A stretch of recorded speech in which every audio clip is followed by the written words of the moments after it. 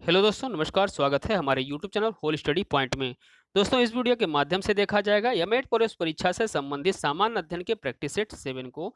इसके पहले 6 प्रैक्टिस सेटों को प्रोवाइड करा दिया गया है। यदि आपने उन 6 प्रैक्टिस सेटों को नहीं देखा है तो होल स्टडी पॉइंट के प्लेलिस्ट में एक सामान्य अध्ययन के प्रैक्टिस सेट से प्लेलिस्ट बनी हुई है। वहां आप जाकर के 6 प्रैक्टिस सेटों को पा सकते हैं। तो दोस्तों, जितने भी एमएड प्रवेश परीक्षा के सामान्य अध्ययन से संबंधित क्वेश्चन होते हैं, उसी एमएड पुलिस परीक्षा के दृष्टिकोण से महत्वपूर्ण मानते हुए कलेक्शन किया जाता है, उसी के बाद आपको प्रोवाइड कराया जाता है। तो दोस्तों, बने रहिएगा हमारे वीडियो में शुरू से लेकर के अंत तक। और जिन लोगों ने अभी तक चैनल को सब्सक्राइब नहीं किया है, इस चैनल को सब्सक्राइब कर लेंगे, बेल आइकन को प्रेस कर लेंगे ताकि वीडियो की नोटिफिकेशन आपको प्रॉपरली मिलती रहे। दोस्तों, लाइक और शेयर करना मत भूलिएगा, जैसा कि मैं डेली कहता हूँ। तो आइए देखते हैं पहला प्रश्न आपके सामने क्या है। देखिए मित्रों, पहला प्रश्न है कि निम्नलिखित में से कौन सी नदी बंगाल की खाड़ी में नहीं गिरती है? महानदी, कृष्णा, कावेरी और डी दिया गया है नर्मदा। तो दोस्तों, इसका सही उत्तर है विकल्प डी। नर्मदा नदी जो है बंगाल की खाड़ी में नहीं गिरती है, यह जाकर के मिलती है अरब सागर में।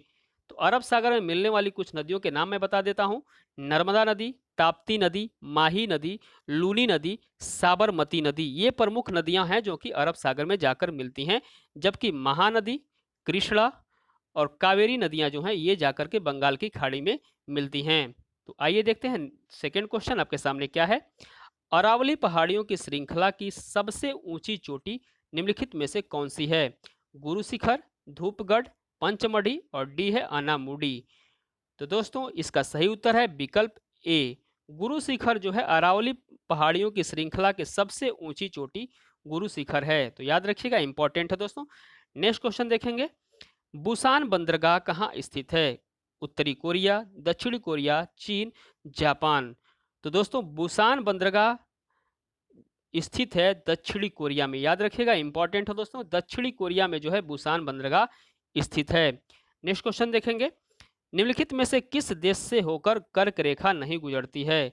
मैक्सिको, म्यांमार, भारत और डी है ब्राजील। तो दोस्तों, इसका सही उत्तर है विकल्प डी। ब्राजील से जो है होकर कर्क रेखा नहीं गुजरती है, जबकि मैक्सिको, म्यांमार, भारत, इन तीनों देशों से कर्क रेखा होकर गुजरती हैं। याद रखिएगा, ब्राजील देश से कर्क रेखा होकर नहीं गुजरती है। नेक्स्ट क्वेश्चन देखेंगे। भारत का सबसे बड़ा ट्यूलिप गार्डन जम्मू और कश्मीर के कौन से शहर में स्थित है? कोकरनाग में, वेरीनाग में, श्रीनगर में और डी है पहलगाम में।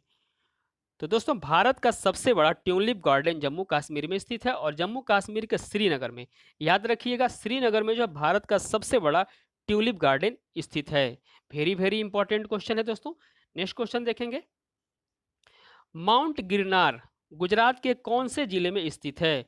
मेहसाना में, जूनागढ़ में, खेड़ा में और डी दिया गया है पोरबंदर में। तो दोस्तों, माउंट गिरनार गुजरात राज्य के जूनागढ़ जिले में स्थित है। याद रखिएगा दोस्तों, जूनागढ़ जिले में स्थित है माउंट गिरनार। नेक्स्ट क्वेश्चन देखेंगे।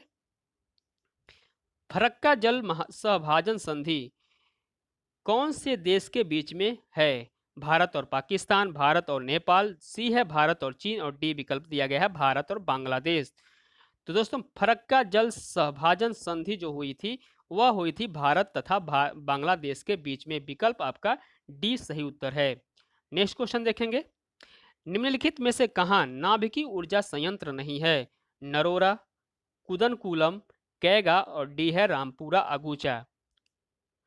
तो दोस्तों, इसका सही उत्तर है विकल्प डी। रामपुरा अगुचा में जो है नाभिकीय ऊर्जा संयंत्र नहीं है, जबकि नरोरा, कुदनकुलम और कैगांव में जो है नाभिकीय ऊर्जा संयंत्र स्थापित किए गए हैं। आइए बात करते हैं नरोरा कहाँ पे है। तो नरोरा उत्तर प्रदेश में स्थित है और कुदनकुलम स्थित है तमिलनाडु में और कैगा स्थित है कर्नाटक में। तो इतना याद रखिएगा। नेक्स्ट क्वेश्चन देखेंगे। क्योटो प्रोटोकॉल संबंधित है व्यापार से, जलवायु परिवर्तन से और सी है पर सुरक्षा से और डी है प्रत्यार्पण से। तो दोस्तों, विकल्प बी आपका सही उत्तर है। क्योटो प्रोटोकॉल संबंधित है जलवायु परिवर्तन से। नेक्स्ट क्वेश्चन देखेंगे। गतिज ऊर्जा का मानक इकाई क्या है? एम्पियर घंटा, कूलम्ब, जूल और किलोवाट घंटा। तो दोस्तों, इसका सही उत्तर है विकल्प सी। गतिज ऊर्जा का मानक इकाई जो है जूल होता है। याद रखिएगा, जूल होता है गतिज ऊर्जा का मानक इकाई। नेक्स्ट क्वेश्चन देखेंगे, वायुमंडलीय दाब को मापने के लिए प्रयोग किए जाने वाले उपकरण का नाम क्या है? डेसिबल, बैरोमीटर, हर्ट्ज और डी है एनमोमीटर। तो दोस्तों इसका सही उत्तर है विकल्प बी। वायुमंडलीय दाब को मापने के लिए प्रयोग किए जाने वाला जो उपकरण है वह बैरोमीटर है। नेक्स्ट क्वेश्चन देखेंगे, न्यूक्लिक अम्ल की खोज सबसे पहले किसने की थी? फ्रेडरिक मिसर ने, एडवर्ड जेनर ने, चार्ल्स डार्विन ने और डी है अलेक्जेंडर फ्लेमिंग ने। तो दोस्तों इसका सही उत्तर है विकल्प ए। न्यूक्लिक अम्ल की खोज सर्वप्रथम जो है फ्रेडरिक मिसर ने की थी 1968 ईस्वी में। नेक्स्ट क्वेश्चन देखेंगे दोस्तों,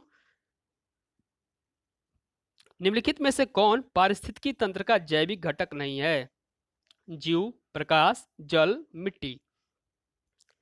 तो दोस्तों पूछा जा रहा है जैविकी घटक कौन सा नहीं है?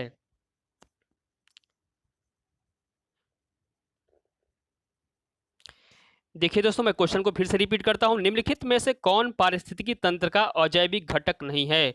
जीव, प्रकाश, जल, मिट्टी। तो दोस्तों अजैविक घटक पूछा जा रहा है कौन नहीं है, तो दोस्तों विकल्प है ए। जीव जो है अजैविक घटक नहीं है पारिस्थितिकी तंत्र में। पारिस्थितिकी तंत्र का जो है अजैविक घटक है प्रकाश, जल, मिट्टी, ये जो है अजैविक घटक की श्रेणी में आते हैं, जबकि जीव जो होते हैं जैविक घटक की श्रेणी में आते हैं। नेक्स्ट क्वेश्चन देखेंगे, निम्नलिखित में से कौन सा अनवीकरणीय संसाधन है? जैव ईंधन, बायोमास, बायोगैस और डी है कोयला। तो दोस्तों अनवीकरणीय संसाधन पूछा जा रहा है, तो इसका सही उत्तर है विकल्प डी। कोयला जो है अनवीकरणीय संसाधन है, जबकि जैव ईंधन, बायोमास, बायोगैस ये जो है नवीकरणीय संसाधन में आते हैं। नेक्स्ट क्वेश्चन देखेंगे, धरती की सबसे बाहरी परत कौन सी है? क्षोभ मंडल, मध्यमंडल, स्थल मंडल और डी है आयन मंडल। तो दोस्तों इसका सही उत्तर है विकल्प सी। स्थल मंडल जो है धरती की सबसे बाहरी परत होती है स्थल मंडल। नेक्स्ट क्वेश्चन देखेंगे, वर्तमान में राष्ट्रीय महिला आयोग की अध्यक्ष हैं रेखा शर्मा, प्रियंका कानूनगो, बीमल जुल्का और डी है कोई नहीं।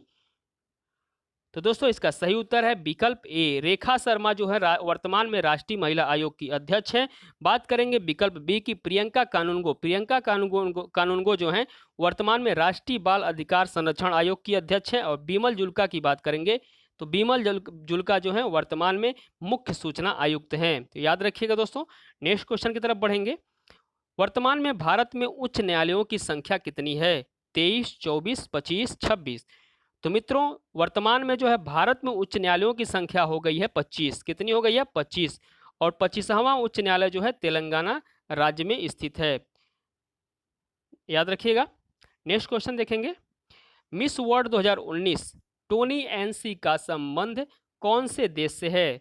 तो मिस वर्ल्ड 2019 पूछा जा रहा है टोनी एनसिंग का संबंध कौन से देश से है? दक्षिणी अफ्रीका, स्वीडन, जमैका और डी है इंग्लैंड। तो दोस्तों इसका सही उत्तर है विकल्प सी। टोनी एन सिंह का संबंध जो है जमैका से है। नेक्स्ट क्वेश्चन देखेंगे, भारतीय अंतरिक्ष अनुसंधान संगठन का मुख्यालय भारत में कहाँ स्थित है? भारतीय अंतरिक्ष अनुसंधान संगठन का मुख्यालय पूछा जा रहा है नई दिल्ली, मुंबई, बेंगलुरु और डी है कोलकाता। तो दोस्तों इसका सही उत्तर है विकल्प सी। भारतीय अंतरिक्ष अनुसंधान संगठन जिसको हम इसरो के नाम से जानते हैं, इसका मुख्यालय जो है बेंगलुरु में स्थित है और इसके वर्तमान अध्यक्ष हैं के सिवन। याद रखिएगा के सिवन जो है वर्तमान में इसरो के अध्यक्ष हैं। नेक्स्ट क्वेश्चन देखेंगे, सम्राट अशोक किसके पुत्र थे? चंद्रगुप्त के, अकबर के, बिंदुसार के और डी है समुद्रगुप्त के। तो दोस्तों सम्राट अशोक जो पुत्र था बिंदुसार का, विकल्प आपका सी सही उत्तर है। बिंदुसार का पुत्र था अशोक। नेक्स्ट क्वेश्चन देखेंगे, शेख सलीम चिश्ती की दरगाह कहाँ स्थित है? दोस्तों शेख सलीम चिश्ती की दरगाह पूछी जा रही है दिल्ली, भोपाल, ग्वालियर, डी है फतेहपुर सीकरी में। तो इसका सही उत्तर है विकल्प डी। फतेहपुर सीकरी में जो है शेख सलीम चिश्ती की दरगाह स्थित है, जो कि उत्तर प्रदेश राज्य में स्थित है। नेक्स्ट क्वेश्चन देखेंगे, मंदिर निर्माण की कला का विकास किस काल में हुआ था? तो मंदिर निर्माण की कला का विकास पूछा जा रहा है वैदिक काल में, मौर्य काल में, गुप्त काल में और डी विकल्प है पूर्व मध्य काल में। तो दोस्तों इसका सही उत्तर है विकल्प सी। मंदिर निर्माण कला का विकास जो है गुप्त काल में हुआ था। इसका सही उत्तर है विकल्प सी। नेक्स्ट क्वेश्चन देखेंगे, संविधान के ड्राफ्टिंग कमेटी के अध्यक्ष कौन थे? डॉक्टर राजेंद्र प्रसाद, पंडित जवाहरलाल नेहरू, सी है सरदार वल्लभ भाई पटेल, डी है डॉक्टर भीमराव अंबेडकर। तो दोस्तों ड्राफ्टिंग कमेटी के अध्यक्ष पूछा जा रहा है, तो इसका सही उत्तर है विकल्प डी, डॉक्टर भीमराव अंबेडकर जो थे ड्राफ्टिंग कमेटी के अध्यक्ष थे। और जिसको अगर हिंदी में पूछता है तो प्रारूप समिति कहते हैं इसको। प्रारूप समिति का अध्यक्ष जो है डॉक्टर भीमराव अंबेडकर है, और अगर पूछ दे ड्राफ्टिंग कमेटी के तो बात एक ही हुई। नेक्स्ट क्वेश्चन देखेंगे, संयुक्त राष्ट्र संघ की स्थापना कब हुई थी?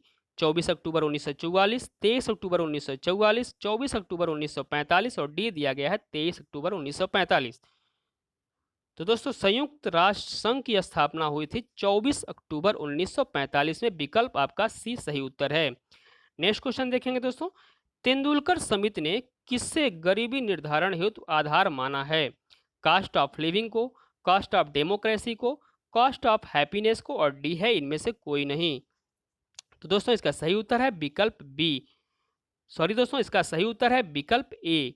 कास्ट ऑफ लिविंग को जो है तेंदुलकर समिति ने गरीबी निर्धारण का आधार माना है। कास्ट ऑफ लिविंग को याद रखिएगा, वेरी वेरी इंपॉर्टेंट क्वेश्चन है ये। नेक्स्ट क्वेश्चन देखेंगे, भारतीय दलहन अनुसंधान संस्थान उत्तर प्रदेश के कौन से शहर में स्थित है? लखनऊ, मेरठ, कानपुर, वाराणसी। तो दोस्तों पूछा जा रहा है भारतीय दलहन अनुसंधान संस्थान, यह स्थित है आपका विकल्प सी कानपुर में। भारतीय दलहन अनुसंधान संस्थान स्थित है, याद रखिएगा। नेक्स्ट क्वेश्चन देखेंगे दोस्तों, भारत का क्षेत्रफल संपूर्ण विश्व के क्षेत्रफल का कितना प्रतिशत है? 4.3%, 2.4% और सी है 8.2% और डी दिया गया है 2.6%। तो मित्रों इसका सही उत्तर है विकल्प बी। भारत का क्षेत्रफल जो है संपूर्ण विश्व के क्षेत्रफल का 2.4% है, याद रखिएगा। नेक्स्ट क्वेश्चन देखेंगे दोस्तों, विश्व शौचालय दिवस प्रत्येक वर्ष कब मनाया जाता है? 14 नवंबर को, 19 नवंबर को, 16 अक्टूबर को और डी है 15 अक्टूबर को।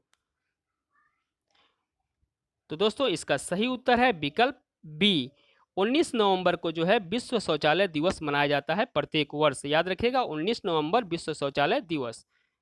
नेक्स्ट क्वेश्चन देखेंगे दोस्तों, भारत रत्न पुरस्कार की शुरुआत किस वर्ष से हुई थी? 1952 से, 1953, 1954 और डी है 1955। तो दोस्तों इसका सही उत्तर है विकल्प सी, भारत रत्न पुरस्कार की शुरुआत हुई थी 1954 से। और वर्तमान में जो है 2019 का भारत रत्न पुरस्कार दिया गया है मुख्य रूप से 3 लोगों को, याद रखिएगा, प्रणब मुखर्जी, नानाजी देशमुख और भूपेन हजारिका। यदि हम इसका ट्रिक बता दें आप लोगों को, पीएनबी बैंक से, याद रखिएगा पीएनबी बैंक से 2019 का जो भारत रत्न पुरस्कार दिया गया था, पीएनबी, याद रखिएगा ट्रिक, पी फार होता है प्रणब मुखर्जी, एन फार होता है नानाजी देशमुख और बी फार होता है भूपेन हजारिका। नेक्स्ट क्वेश्चन देखेंगे दोस्तों, यह आपके लिए है, आप कमेंट करके इसका उत्तर दीजिएगा। वर्तमान में विदेश सचिव कौन है? राजीव गौबा, हर्षवर्धन श्रृंगला, अजय कुमार भल्ला और डी है अजित डोभाल। तो मित्रों इसका उत्तर आप कमेंट बॉक्स में दीजिएगा। मिलते हैं नेक्स्ट वीडियो में, तब तक के लिए नमस्कार दोस्तों, जय हिंद।